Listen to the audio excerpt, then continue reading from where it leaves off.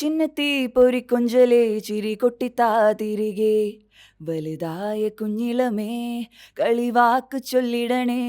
ഞാൻ കുറെ ഉഴപ്പിയിട്ടുണ്ട് സത്യം പറഞ്ഞു കഴിഞ്ഞാൽ. I was never serious about my career, അല്ലെങ്കിൽ ഇതാണ് എൻ്റെ കരിയർ എന്നൊന്നും ഞാൻ ഇങ്ങനെ ഇരുന്ന് ചിന്തിക്കുക, അങ്ങനെ പ്ലാനിങ് ഒന്നും നടത്തിയിട്ടില്ല. നമുക്കിപ്പോൾ സിനിമയോട് അത്രയും ഇതുണ്ടെങ്കിൽ നമ്മൾ ഓഫേഴ്സ് ചോദിക്കണം, ചാൻസ് ചോദിക്കണം, അതൊക്കെ ഉണ്ട്. പക്ഷെ ഒരിക്കലും എൻ്റെ ഭാഗത്തു നിന്ന് അങ്ങനത്തെ ഒരു എഫേർട്ട് ഉണ്ടായിട്ടില്ല. അങ്ങനെ കണക്ഷൻസ് കീപ്പ് ചെയ്യുക, അങ്ങനെയൊന്നും ഒരു പ്രൊഫഷന് വേണ്ടി അല്ലെങ്കിൽ അങ്ങനെ കണക്ഷൻ മെയിൻറ്റെയിൻ ചെയ്യണം എന്ന് എനിക്ക് ഇതുവരെ അങ്ങനെ എനിക്ക് തോന്നിയിട്ടില്ല. അതെ, ബേസിക് നേച്ചർ എന്ന് പറയുന്നത് എന്താ പറയാ, ഫൈറ്റ് അല്ല, ഓക്കെ, സറണ്ടറിങ് ആണ്. പക്ഷെ ഇപ്പൊ അത് ക്ലിയർ ആയി. ഉള്ളു ശരിയല്ലെങ്കിൽ എല്ലാം പുറത്ത് പ്രതിഫലിക്കും എന്ന് പറയണ പോലെ നമ്മുടെ സംസാരത്തില് നമ്മൾ എങ്ങനെ നമ്മളെ ക്യാരി ചെയ്യണു അതിലൊക്കെ അത് പ്രതിഫലിക്കും. അപ്പൊ അന്ന് എൻ്റെ ഉള്ളു എന്ന് പറഞ്ഞു കഴിഞ്ഞാൽ I think that it was not very good, അല്ലെങ്കിൽ നല്ലൊരു അരോമയുള്ളൊരു ഉള്ളായിട്ട് എനിക്ക് തോന്നുന്നില്ല. ഇപ്പോഴും ഞാൻ ഭയങ്കര ആണെന്ന് ഞാൻ പറയില്ല. I am working towards it.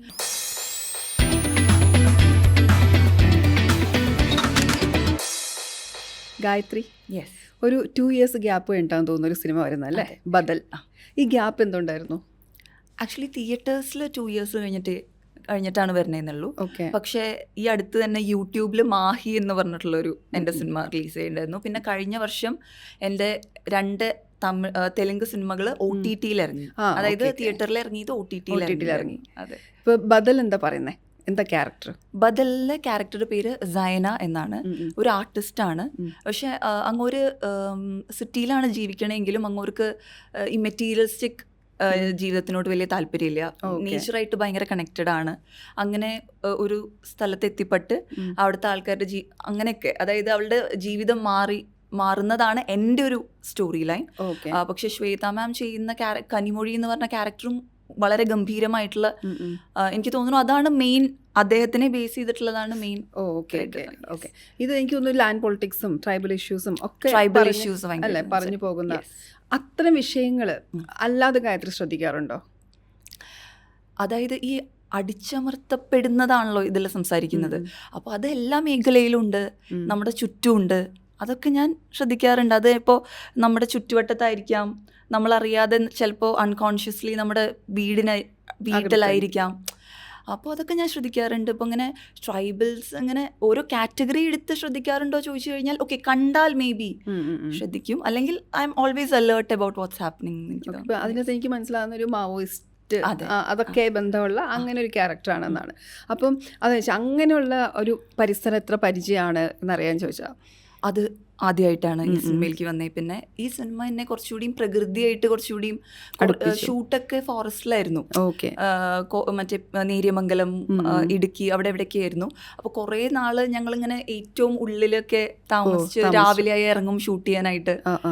അങ്ങനെ അപ്പോൾ നേച്ചറായിട്ട് കുറച്ചുകൂടി എടുക്കാൻ പറ്റി.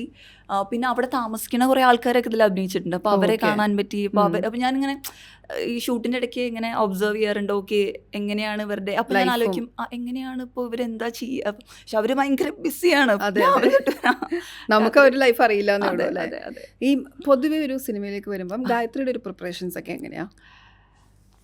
ഗായത്രിയായിട്ട് എന്തെങ്കിലും അങ്ങനെ ചെയ്യാറുണ്ടോ, അതോ ആക്ച്വലി സെറ്റിൽ പോയിട്ട്? ഇതുവരെ ഞാനത് ചെയ്തിട്ടില്ല സത്യം പറഞ്ഞാൽ. പക്ഷേ ഭയങ്കര നല്ല ആക്ടേഴ്സൊക്കെ ചെയ്യാറുണ്ട് എന്ന് ഞാൻ കാണാറുണ്ട് ഇൻ്റർവ്യൂസിലൊക്കെ. പക്ഷേ I think I come with a clean mind. അതായത് ആ ഡയറക്ടർ എന്താണോ ഉദ്ദേശിക്കുന്നത്, ആ സിനിമ എന്താണോ ഉദ്ദേശിക്കുന്നത്, അപ്പോൾ അവിടെ പോയാൽ നമുക്ക് അതിനൊരു രൂപം കിട്ടും, പോകെ രൂപം കിട്ടും എന്നാണ് ഞാൻ വിശ്വസിക്കാറ്. അങ്ങനെ തന്നെ ഇതുവരെ ചെയ്തിട്ടില്ലേ. പക്ഷെ ഇനി ഒന്നുകൂടിയും സീരിയസ് ആയാൽ ചിലപ്പോൾ ഒരു ക്യാരക്ടറിന് വേണ്ടി, അല്ലെങ്കിൽ കുറച്ചുകൂടിയും ഡെപ്ത് ഉള്ള ക്യാരക്ടർ കിട്ടിയാൽ ഞാൻ ചിലപ്പോൾ ഹോംവർക്ക് ഒക്കെ ചെയ്യും. ഇപ്പം തുടക്കം ചാക്കോച്ചൻ്റെ കൂടെയായിരുന്നു, ജമുന പ്യാരി എന്ന് പറഞ്ഞ സിനിമ. അപ്പോൾ ആ ഒരു സ്റ്റാർട്ട് കിട്ടിയിട്ട് പിന്നെ ആ ഒരു കരിയർ പ്ലാനിങ് അത് കൃത്യമായി നടത്തി എങ്ങനെയാ, അത് ആ ഒരു പ്രോസസ്സ് ഗായത്രിയുടെ ലൈഫിൽ എങ്ങനെയായിരുന്നു തോന്നുന്നുണ്ടോ? അതായത് യെസ്, ഒബ്വിയസ്ലി ചാക്കോച്ചൻ്റെ കൂടെ ലോഞ്ച് കഴിഞ്ഞാൽ നമ്മൾ മുകളിലോട്ട് അങ്ങനെയല്ല താങ്കൾ ഉദ്ദേശിക്കണേ.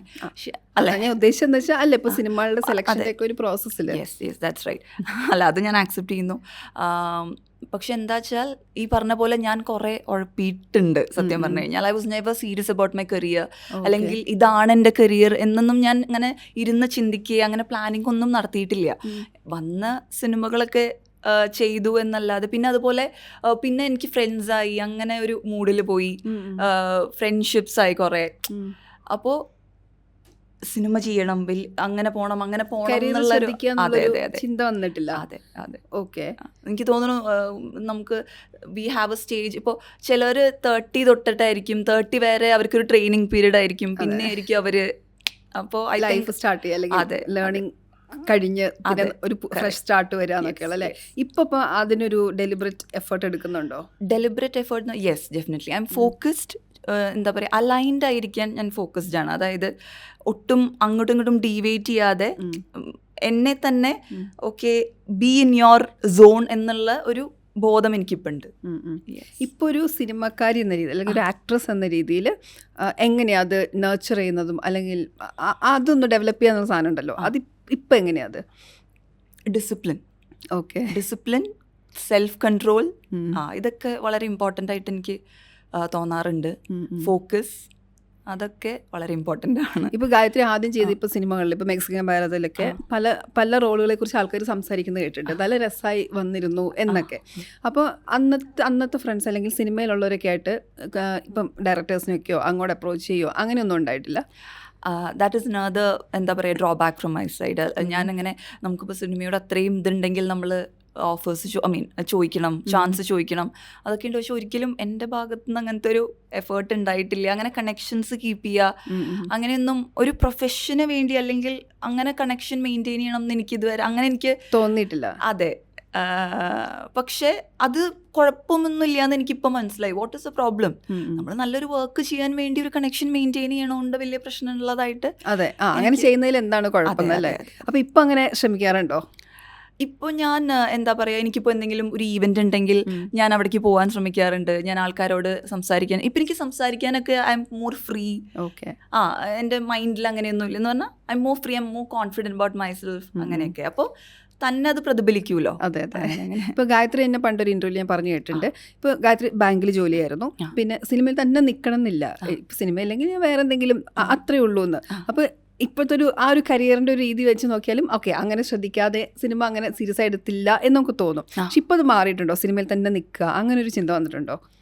ഇപ്പോഴും സിനിമയിൽ തന്നെ നിൽക്കണം എന്നല്ല, പക്ഷേ സിനിമ എന്തൊക്കെ പറഞ്ഞാലും എനിക്ക് അവിടെ തന്നെ വന്ന് നിൽക്കും എന്നാണ് എനിക്ക് ഫീൽ ചെയ്യണേ, സിനിമയിൽ തന്നെ. പക്ഷെ അതിൻ്റെ കൂടെ തന്നെ നമുക്ക് എന്തെങ്കിലും ബിസിനസ്സോ എന്തെങ്കിലും ട്രാവലിംഗ്, അതൊക്കെ എനിക്ക് ഭയങ്കര ഇഷ്ടമാണ്. ഒരു കാര്യം എന്താ വെച്ച് കഴിഞ്ഞാൽ നമ്മളിൽ ഉറച്ചു നിൽക്കുക എന്നുള്ളത് മാത്രമേ എൻ്റെ ഇപ്പോഴത്തെ ഒരു ഫോക്കസ് എന്ന് പറയുന്നത്. ഓക്കെ.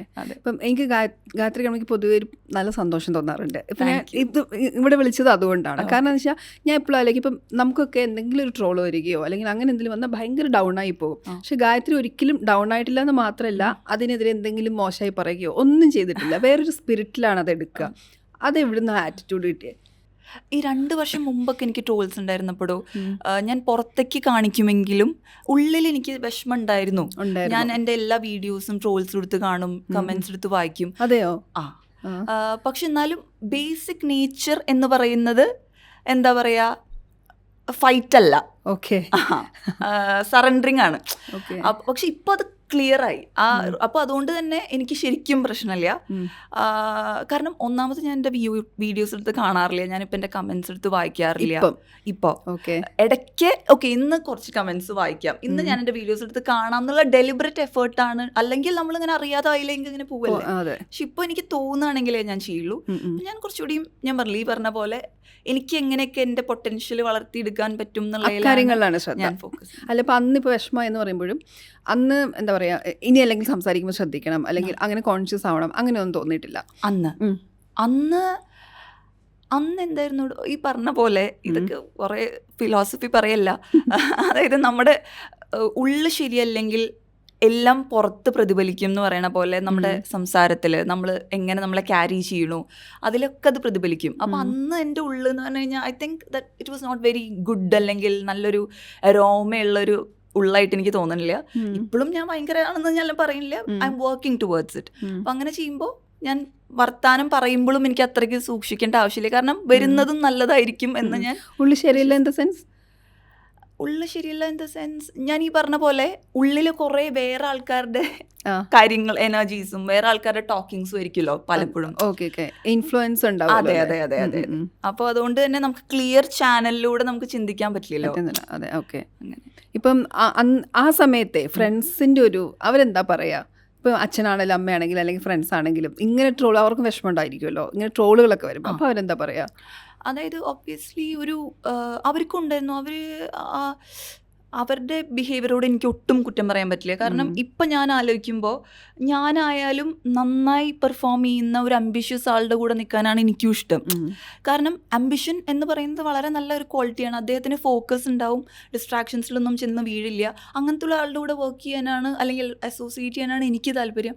അപ്പോൾ അവർക്ക് അന്ന് എന്നെ നോക്കുമ്പോൾ എന്നെ അങ്ങനെ തോന്നുന്നില്ല. അവരെൻ്റെ എതിരെ നിന്നു, കുറേ എൻ്റെ എഗൻസ്റ്റ് പറഞ്ഞു, അല്ലെങ്കിൽ that was really really good, അല്ലെങ്കിൽ അവർ ചെയ്ത് തന്നെയാണ് ശരി.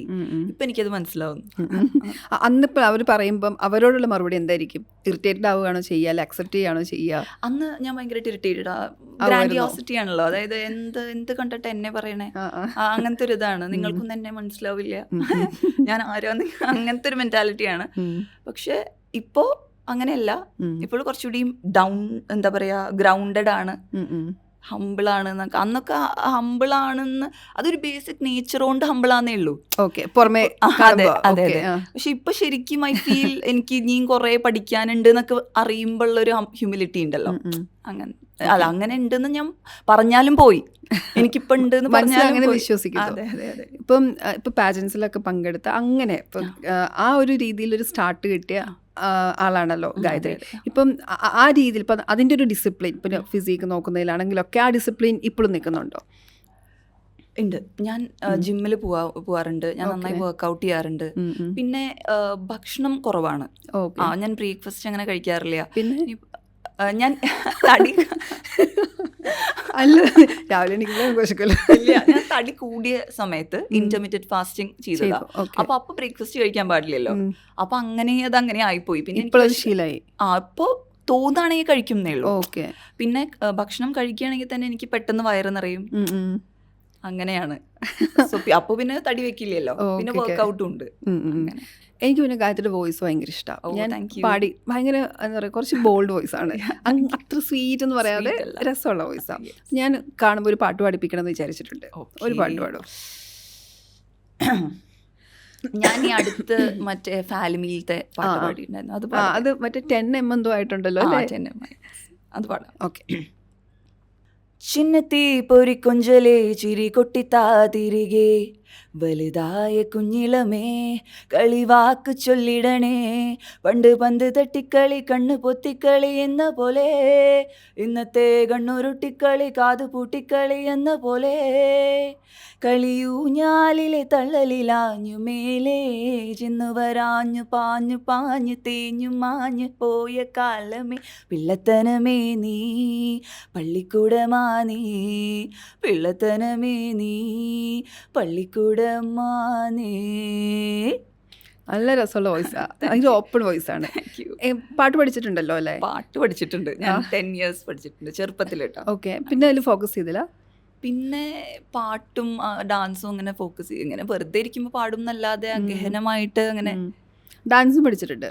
ഡാൻസ് 1 വർഷം പഠിച്ചിട്ടുള്ളൂ. എനിക്ക് അരമണ്ടലിരിക്കാൻ ഭയങ്കര മടിയായിരുന്നു. അങ്ങനെ ബുദ്ധിമുട്ടാ അതോ ഇഷ്ടമല്ല? ഡാൻസ് എനിക്ക് അങ്ങനെ എന്തോ ഞാൻ കണ്ടിന്യൂ ചെയ്തില്ല. അല്ല, അപ്പോൾ ഈ ആക്ടർ ആവാന്നൊക്കെ ഉള്ളൊരു ആഗ്രഹം ഉണ്ടല്ലോ, അത് എപ്പോൾ തുടങ്ങിയതാ? പണ്ടേ ഉണ്ടായിരുന്നോ? ഫ്രം എന്താ പറയുക, ചെറുപ്പത്തിൽ തൊട്ടേ ഓർമ്മ വെച്ചൊരു yes, I wanted to be an actor. അതെ അല്ലേ? അത് എന്തോ ഞാൻ ഏറ്റവും കൂടുതൽ കേട്ടിട്ടുള്ള കമൻറ്റ് എന്ന് പറയുന്നത് ഗായത്രി ഫുൾ അഭിനയ, Gayatri full, I think is very true. Okay. എന്താ പറയുക, അത് ട്രൂ ആണ്. ആൻഡ് എനിക്ക് തോന്നി why can't I bring it not in negative sense. ഇപ്പോൾ നമ്മൾ അഭിനയത്തിന് എപ്പോഴും we take in negative sense, faking. അതെ അതെ അതെ. അങ്ങനെയല്ല, അഭിനയത്തിന് വേറൊരു നല്ല വശം ഉള്ളതായിട്ട് എനിക്ക് ഫീൽ ചെയ്യുന്നു. സോ ഞാൻ എന്തുകൊണ്ട് എനിക്കത് ആക്ടിങ് എന്താ സിനിമയിൽ കൊണ്ടുവന്നൂടാ. പക്ഷെ കുറച്ചുകൂടി വർക്ക് ചെയ്യാണ്ട്. ഈ കുഞ്ഞിലിപ്പം എന്താ പറയുക, ആക്ടർ ആവാൻ അപ്പോഴേ ആഗ്രഹമുള്ള ഒരാൾ ഇപ്പം സ്വാഭാവികമായിട്ടും ഡാൻസൊക്കെ കൂടുതൽ ഫോക്കസ് ചെയ്യാൻ നോക്കില്ലേ? അതെന്ത് പറ്റി പിന്നെ? ഈ പാടുകൊണ്ടാ? അതുകൊണ്ടല്ല, സത്യം പറഞ്ഞാൽ അത് വീണ്ടും ഒരു ഗ്രാൻഡിയോസിറ്റിയാണ്. അതായത് എനിക്ക് ഡാൻസ് കളിക്കാൻ പഠിക്കണം എന്നില്ലല്ലോ എന്നുള്ളൊരു ചിന്ത. അതെ. ഇപ്പോൾ സിനിമയിലായാലും ഭയങ്കര ഡാൻസ് ഒന്നും അല്ലല്ലോ, നമുക്ക് കളിക്കാൻ പറ്റുന്ന. അതെ, ഷോട്ടൊക്കെയാണല്ലോ. അതെ അതെ. പക്ഷേ ഡാൻസ് ഒന്നും കളിക്കുന്നില്ല. ഇപ്പോൾ കാവാലയൊക്കെ ഞാൻ കണ്ടിട്ടുണ്ട്. ആ. അതിന് വഴങ്ങുന്നൊരു ബോഡി ഉണ്ട് അല്ലേ? അല്ലേ, പൊതുവെ ഇങ്ങനെ ആക്ടേഴ്സ് പ്രത്യേകിച്ച് ഡാൻസ് ഒക്കെ ചെറുപ്പത്തിലുണ്ടെങ്കിൽ ആക്ടർ ആവാൻ താല്പര്യം കൂടെ ഉണ്ടെങ്കിൽ അല്ലേ ഭയങ്കരമായിട്ട് actors ഉം പാടും ഡാൻസ് ചെയ്യും. അതെ. ആ, അതെ. എനിക്ക് ഗായത്രി കാണുമ്പോൾ തോന്നും ഒരു ഇങ്ങനെ ഒരേ ലൈനിൽ പോകുന്ന ഒരാൾ, ഒന്നും അഫക്റ്റഡ് ആവാതെ ഓ, അങ്ങനെ പുറത്തേക്ക് കാണിക്കുന്നത് അങ്ങനെയാണ്. എന്തൊക്കെ സംഭവിച്ചാലും ഞാൻ ഹാപ്പി ഇങ്ങനെ പോവാ, അങ്ങനെ തന്നെയാണോ? അല്ലെങ്കിൽ അങ്ങനെ തന്നെയാണ്. അങ്ങനെയാണ്? ഞാൻ പറയുന്നത് ഒട്ടും എഫക്ട് ചെയ്യാന്നല്ല, പക്ഷെ ഐ ക്യാൻ ബൗൺസ് ബാക്ക്. അല്ലെങ്കിൽ അതിന് ഞാൻ ഫോക്കസ് ചെയ്യും. ബൗൺസ് ബാക്ക് ചെയ്യാനാണ് ഞാൻ ഫോക്കസ് ചെയ്യുക, rather than ഫൈറ്റിംഗ് ബാക്ക്.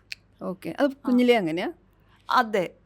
ആ, അപ്പോൾ അങ്ങനെയല്ല, ഇപ്പോൾ പറഞ്ഞല്ലോ, ഇപ്പോൾ ട്രോളൊക്കെ ഇറങ്ങി തിരിച്ചൊന്നും പറയാതെ സറണ്ടർ ചെയ്യാന്ന് പറഞ്ഞല്ലോ, ആ ഒരു സ്വഭാവം ചെറുതിലേ ഉണ്ടോ? തിരിച്ചൊന്നും പറയാതിരിക്കുക, അല്ലെങ്കിൽ അതിൽ നിന്ന് പഠിച്ചിട്ട് മുന്നോട്ട് പോവുക, അത് തന്നെയാണോ? ഇല്ല, ഞാൻ എനിക്ക് വളരെ ക്ലോസ് ആയിട്ടുള്ള ആൾക്കാരുടെ അടുത്ത് മാത്രമേ ഞാൻ എൻ്റെ ശരിക്കുള്ള എന്താ പറയാ, എൻ്റെ anchor is my love language. Okay. അപ്പോൾ എനിക്ക് അത്രയും ക്ലോസ് ആയിട്ടുള്ള ആൾക്കാരുടെ അടുത്ത് മാത്രമേ ഞാൻ അങ്ങനെ കാണിക്കുള്ളൂ. കാണിക്കുള്ളൂ. അതായത് സ്കൂളിലൊക്കെ പഠിക്കുമ്പോൾ സമയത്തും ഇങ്ങനെ തന്നെയായിരുന്നു സ്വഭാവം? യെസ്. ആണ്. അപ്പോഴും ഇങ്ങനെ വഴക്കുണ്ടാക്കുന്ന ഒരു കുട്ടിയല്ല?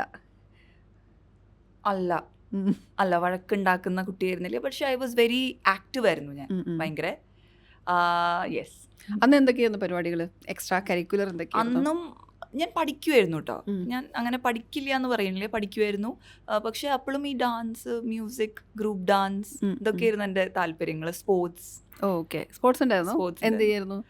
ഞാൻ റിലേ, 100 meters, 800 meters, 3000 meters. അത് ഞാൻ പറഞ്ഞിട്ടില്ല ഇവിടെ. ഈ ആ ഒരു സ്പോർട്സ്മാൻ സ്പിരിറ്റ് ആണെന്ന് തോന്നുന്നല്ലേ ഗായത്രി? അപ്പം തയ്യൽ മെഷീൻ എന്ന് പറഞ്ഞ സിനിമ എപ്പോഴത്തേക്ക്? അത് മെയ് ആന്നാ പറയണേ. ഓക്കെ, മെയ് റിലീസ് ഉണ്ടാവും. അതിൽ എന്താ ക്യാരക്ടർ? അതൊരു ഹൊറർ സിനിമയാണ്, പ്രേതമായിട്ട്. ആണല്ലേ? എങ്ങനെയുണ്ടായിരുന്നു? നല്ല എക്സ്പീരിയൻസ് ആയിരുന്നു അത്. പ്രേതമായിട്ട്, യെസ്, ഒരു നെഗറ്റീവ് ഷെയ്ഡാണല്ലോ പ്രേതം. എന്തൊക്കെ പറഞ്ഞാലും നെഗറ്റീവ് ക്യാരക്ടറാണ്. പക്ഷെ ആ നെഗറ്റിവിറ്റിയിലും ഒരു നന്മ കൊണ്ടുവരാൻ ശ്രമിച്ചിട്ടുണ്ട്.